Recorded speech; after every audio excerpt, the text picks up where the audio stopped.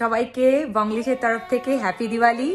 তো আমরা আজকে একটু ঘরটাকে টুকটাক মতো সাজিয়ে নিয়েছি। ঠাকুরের জন্য একটা নতুন বাসন কিনেছি, সেই ধনতেরাসে সেই বাসনটাতে বানাবো আজকে ঠাকুরের জন্য পায়েস।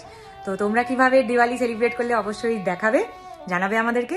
আর আমরা আজকে ঘরটাকে কিভাবে সাজিয়েছি দেখে নাও। বলো। আরে এখানে একটা ড্রেস পরেছি, কিন্তু মুখটার অবস্থা দেখো কি হয়েছে বলো।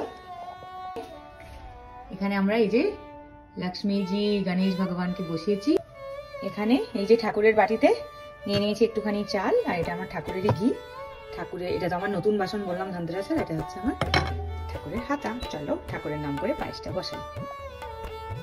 ইন্ডিয়ান স্টোর থেকে কি সুন্দর ভালো প্রদীপ পেয়েছি না, এটা সেটে ছিল, $3 মতো দাম নিয়েছিল। এর দিওয়ালি মেলাটা এত ক্র্যাকার্স ছিল, তার সাথে ছিল ভ্যারাইটি দিয়া, এত ছোট ছোট সুন্দর সুন্দর দিয়া, তোরণগুলো, শুভ দীপাবলি লেখা যে সমস্ত জিনিসগুলো, ফ্রেশ মিষ্টি, এত সুন্দর ফ্রেশ ফুল, এত সুন্দর লাগছিল, মানে মনেই হচ্ছিল না এখানে শপিং করছিলাম বলে।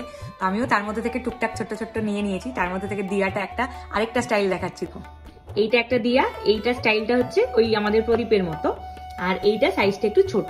আর এখানে এই যে প্রদীপ যদি তোমরা সলতে দিয়ে জ্বালাও, দেখো সলতেও এক্সট্রা দিয়ে দিয়েছে, কিন্তু আমি সলতে দিয়ে জ্বালাচ্ছি না, মাম্মা আছে বলে আমি এরকম ভাবে মোমবাতিগুলোকে, ওই যে ক্যান্ডেলগুলো, টি লাইট ক্যান্ডেলগুলোকে আমি এরকম ভাবে প্রদীপের উপর বসিয়ে দিয়েছি। পায়েসটা আমার মোটামুটি রেডি হয়ে গেছে।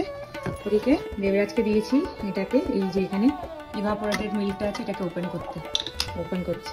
এবার এই ইভাপোরেটেড মিল্কটা দিয়ে দেবো। What is this?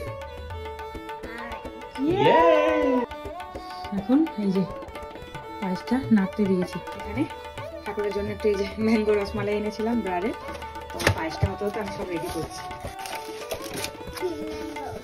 Mango rasmalai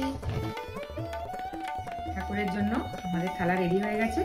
ফল, এই যে পায়েসটা বানালাম, মিষ্টিটা, আর এখানে আছে ড্রাই ফ্রুটসটা।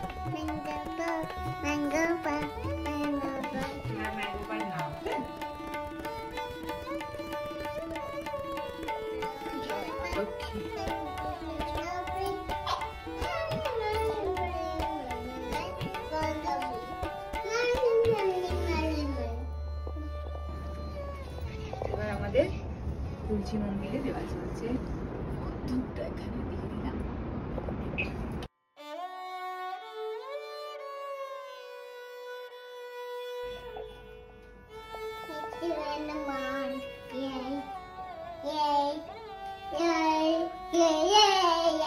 আমাদের তরফ থেকে তোমাদের সবাইকে হ্যাপি দিওয়ালি।